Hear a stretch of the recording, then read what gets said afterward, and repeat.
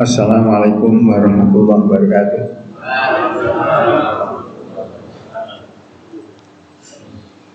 Alhamdulillah. Wassalatu wassalamu ala Rasulillah wa ala alihi wa ashabihi wa man wala wa ba'da.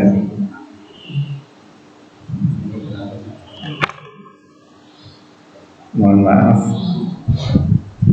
Bapak-bapak menunggu saya masih belajar sama Mas Akbar. Terima kasih atas kesabarannya gitu. Jadi tadi kita beri kesempatan Ustaz Isnan. Saya meresume saja, itu intinya beliau akan pindah ke Solo dan mertua kedudukannya di Klaten. Jadi beliau akan melanjutkan pengabdian sama keluarga dan juga masih tetap berjuang untuk bi'ilahi kalimatillah wa li'izzatiddin. Oleh karena itu kita doakan, Allahumma a'inhu ya Allah, berilah pertolongan pada dia Ustaz Islam ala dzikrika, untuk tetap ingat pada Engkau, bersyukrika dan bersyukur kepada Engkau, wa husni ibadatik, dan menyempurnakan ibadahnya kepada Engkau. Amin. Matur nuwun, dan kita ucapkan selamat jalan kepada Ustaz Isnan, dan saya kira di mana saja di bumi Allah ini kita bisa kesempatan untuk kita beramal itu masih terbuka, dan mudah-mudahan apa yang beliau lakukan selama bersama kita ini diterima oleh Allah Subhanahu wa Ta'ala. Jamaah syukur rahimahullah.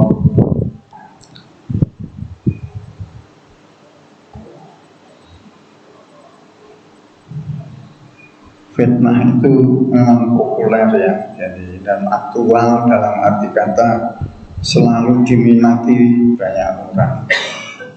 Dan oleh karena itu ini dimasukkan barang siapa yang jadi aktivis penebar fitnah, itu dia termasuk perbuatan kafir. Nah, kafir itu doanya tertolak, kemudian nanti tempatnya adalah di neraka.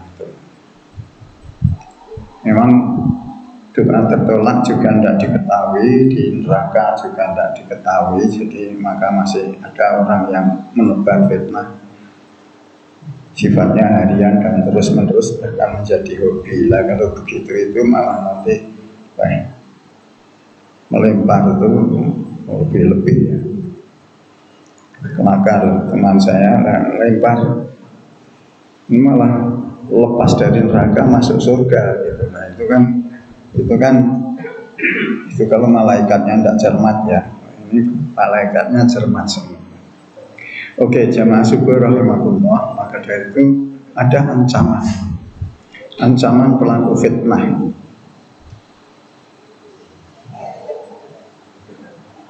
Disebutkan dalam ayat 191 surat Al-Baqarah, waqtuluhum, bunuhlah mereka, haitsu saqiftumuhum, di mana saja engkau mendapati mereka, wa akhrijuhum, dan usirlah mereka. Ini maknanya keluarkanlah mereka. Keluarkan dari mana? Keluarkan dari negeri di mana dia sekarang berada. Min haitsu akhrajukum, sebagaimana dia telah mengusir engkau semuanya. Wal fitnatu, dan cobaan itu asyaddu minal qatli, keonaran itu lebih dahsyat daripada pembunuhan. Kita bayar.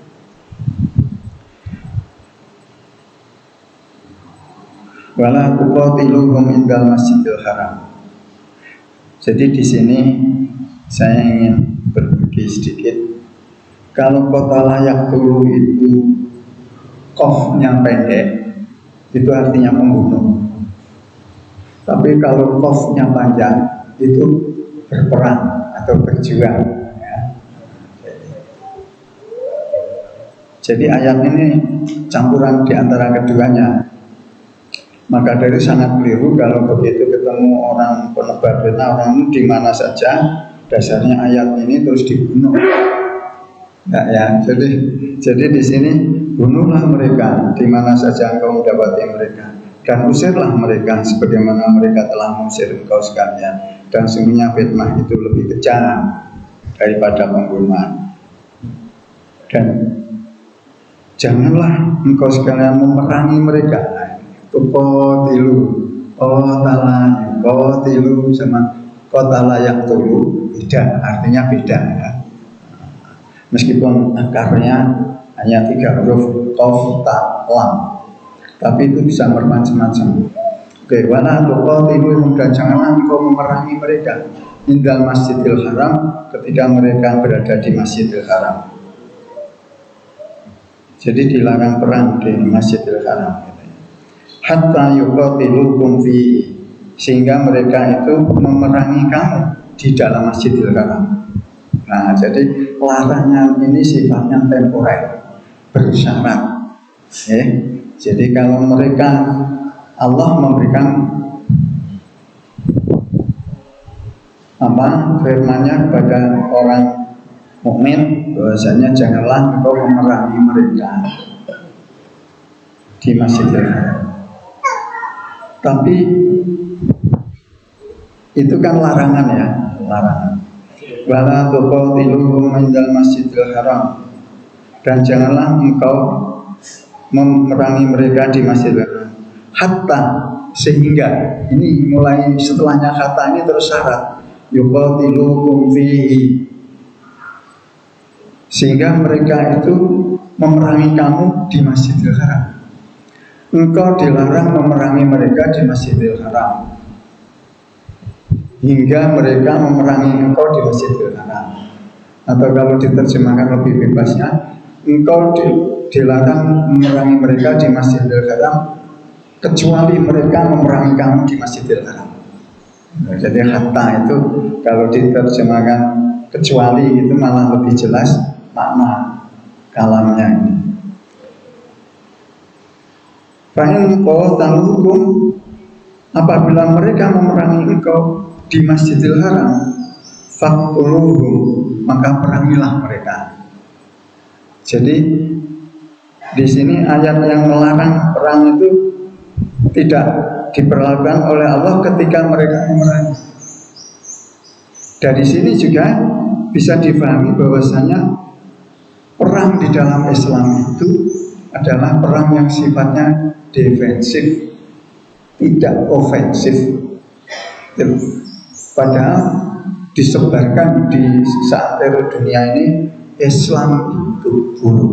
Islam itu sukanya poligami. Islam itu sukanya membunuh orang. Islam itu sukanya perang. Agama Islam ada disebarkan melalui pedang. Gitu. Jadi itu fitnahnya yang ditebarkan. Dan itu kadang-kadang termakan yang dimakan juga orang Islam gitu. Termakan oleh isu itu.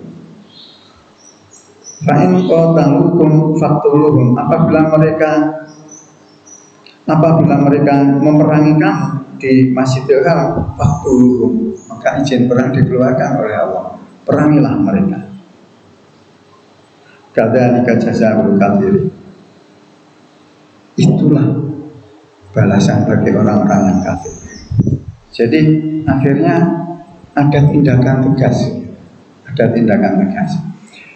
dari susunan ayat ini. Kemudian dikeluarkan kaidah oleh ahli fikih, bukan ahli tafsir ya, yang mengeluarkan kaidahnya ahli fikih. Kaidahnya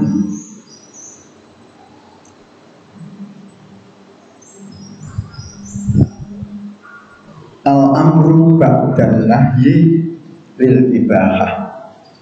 Al-amru itu perintah, dan nahi setelahnya larangan. Jadi perintah setelah adanya larangan itu hukumnya menjadi mubah. Mana perintahnya? Perintahnya perintah meninggalkan. Wala tuqatiluhum indal masjidil haram. Ini perintah hatta yuqatilukum fi, sehingga mereka memerangi kamu di dalam. Apabila mereka memerangi kamu di dalam, fakuluhu. Ini amarnya. Amar yang datang setelahnya nahi, ya. Amar yang datang setelah nahi, maka akhirnya hukumnya menjadi mubah. Contoh lain, hadisnya, hadis Nabi. Nahaitukum an ziyaratil qubur. Aku melarang engkau untuk ziarah kubur. Fazuruha, maka berziarahlah. Sebagian awal tadi dilarang ziarah kubur, tapi kemudian di bagian akhir berziarahlah. Jadi ada larangan, ada perintah yang datang setelah larangan. Ini akhirnya natijahnya adalah boleh ziarah kubur. Oke, saya kira ini pelajaran dari ayat 191. Kemudian Al-Anfal ayat 25. Wattaqu fitnatal fitnata la tusibannal ladzina dzalamu minkum khassa. Waspadalah engkau, takutlah engkau, bersiap-siagalah engkau dengan adanya fitnah. Siksa di sini artinya siksa. La tusibannal ladzina dzalamu minkum khassa, yang tidak saja menimpa pada orang-orang yang zalim di antara engkau saja. Wa'lamu, ketahuilah annallaha syadidul iqab. Ini di dalam tafsir Ibnu Katsir banyak sekali riwayat, kira-kira dinukil pada 15 riwayat. Jadi kita sampaikan dua saja. Yang dimaksudkan tidak saja orang-orang yang zalim, tidak saja orang-orang yang zalim yang kena musibah di dunia ini, tetapi juga semuanya. Ini dijelaskan dalam satu hadis bahwasanya apabila nampak kemungkaran di antara bulu-bulumu, bulu halusmu. Bulu halus itu bisa ada di tangan, bisa ada di kaki. Artinya apa? Apabila nampak kemungkaran di dekat dirimu, bulu itu kan yang dekat dengan diri kita. Di dekat dirimu, di dekat dirimu artinya bisa artinya tempat, dari di tempat. Ada dalam kekuasaan, juga ada dalam kewenangan kamu, ada dalam kuasamu, ada dalam kewenanganmu, atau ada di dekatmu ke tempat tinggal. Kemudian engkau tidak mengubahnya kemungkaran itu, maka engkau ditimpa musibah. Yang kedua, hadis dari Aisyah di Musnad Imam Ahmad, itu bahwa Nabi mengatakan bahwa apabila di bumi ini idza zaharasu'u fil ardi, apabila telah nyata nampak perbuatan jahat, perbuatan buruk di atas bumi ini, itu maka Allah akan menurunkan siksanya pada penduduk bumi. Penduduk bumi itu siapa? Yang zalim maupun yang tidak zalim. Kemudian apa bedanya yang zalim dan tidak zalim? Dengan itu maka kemudian dijelaskan oleh Nabi, karena ada pertanyaan dari Aisyah, Loh, Kanjeng Nabi di punggung bumi itu tidak saja dihuni oleh orang zalim, tetapi juga dihuni oleh orang yang taat kepada Allah. Betul. Tetapi yang taat kepada Allah itu kemudian nanti kembali ya, mereka yusiruna ila rahmatillah, mereka kembali pada rahmat Allah, kembali pada rahmat Allah Ta'ala, kembali pada kasih sayang Allah, kembali pada petunjuk Allah, kembali pada ketaatan, kemudian kembali pada hidayah, kembali pada apa, surga. Itu intinya gitu. Jadi apa, kemudian ada lagi yang model begitu ya, kecil ya.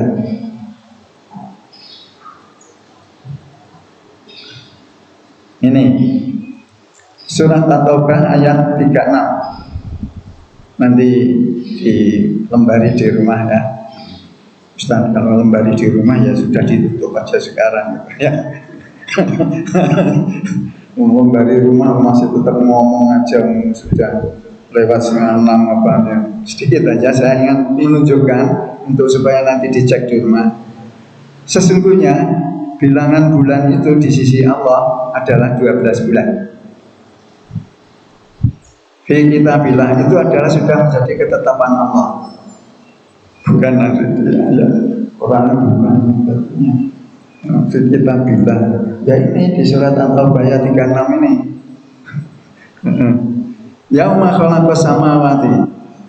Ini fi kitabillah itu menunjukkan siapakah yang menetapkan itu. Menetapkan bulan 12 itu siapa? Allah. Fi kitabillah, dan ketetapan Allah. Yauma khalaqas samawati wal ardh. Sejak penciptaan langit dan bumi. Jadi siapa saja yang aku setahun 12 bulan itu aku yang menetapkan ya. Ini di dalam Al-Quran menunjukkan itu ketetapan Allah. Itu ketetapan Allah. Minha arba'atu hurum. Di antara yang 12 itu kembali pada yang 12. Isna asyara ini kata gantinya ini. Minha arba'atu hurum. Di antaranya ada 4 bulan yang mulia. Dzalikaddinul qayyim. Itu adalah apa? Penjelasan dari agama yang lurus. Agama yang lurus itu adalah agama Islam.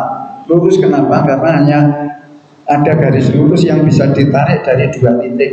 Titik hamba dan titik Allah. Itu kalau digaris dari mana saja mesti hanya 1 garis lurus saja. Itulah maka disebut qayyim. Fala tadlimu fihinna. Ada apa di bulan haram itu? Nah ini di sini larangannya. Fala tadlimu fihinna.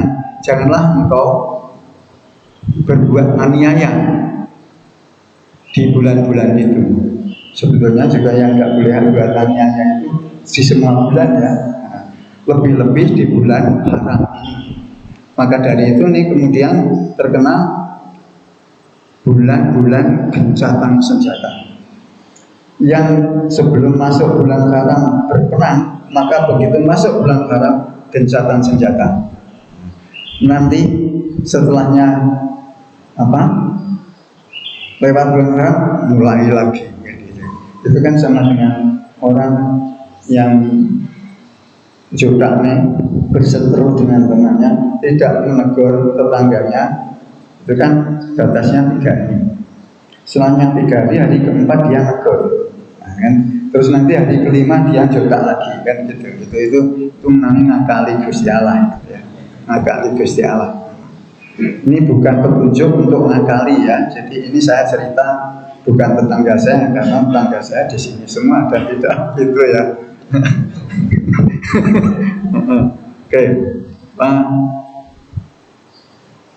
Ada perintah. Ini ada larangan bala tadlimu fi anfusakum. Janganlah engkau berbuat aniaya pada diri engkau sendiri.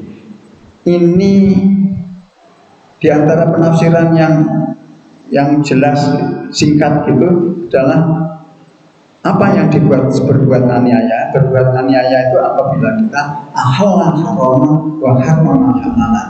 Ahalla haraman, menghalalkan yang haram. wis suruh haram tapi dihalalkan, makanya dilakukan aja gitu. Wa harrama halalan, dan mengharamkan yang halal. Oh, sholat berjamaah kok juga haram, apa puasa juga haram, apa juga haram. Jadi itu namanya mengharamkan yang dihalalkan. Itu penafsirannya. Terus perintahnya, wa qatilul musyrikin kafah kama yuqatilunakum kafah. Nah ini, maka perangilah orang-orang musyrik kafah secara keseluruhan, sebagaimana mereka telah memerangi engkau secara keseluruhan. Loh, di depan tadi tidak boleh berlaku aniaya, kok ini malah perintah perang? Tapi perintah perangnya adalah kama. Ada syarat yang kama yuqatilunakum kafah, sebagaimana mereka telah memerangi kamu. Defensif kan? Tidak ofensif. Ini bukti bahasanya petunjuk-petunjuk itu tidak saling bertentangan ayat-ayat itu. Wa'lamu annallaha ma'al muttaqin, dan ketahuilah bahwa Allah itu beserta orang yang muttaqin, beserta petunjuknya, beserta pembelaannya, beserta perlindungannya, dan beserta rahmatnya. Oke, saya kira sebagai akhir pembahasan bab ini sampai di sini. Mari kita tutup dengan kalimat nafas. Asyhadu an la ilaha illallah. Assalamualaikum warahmatullahi wabarakatuh.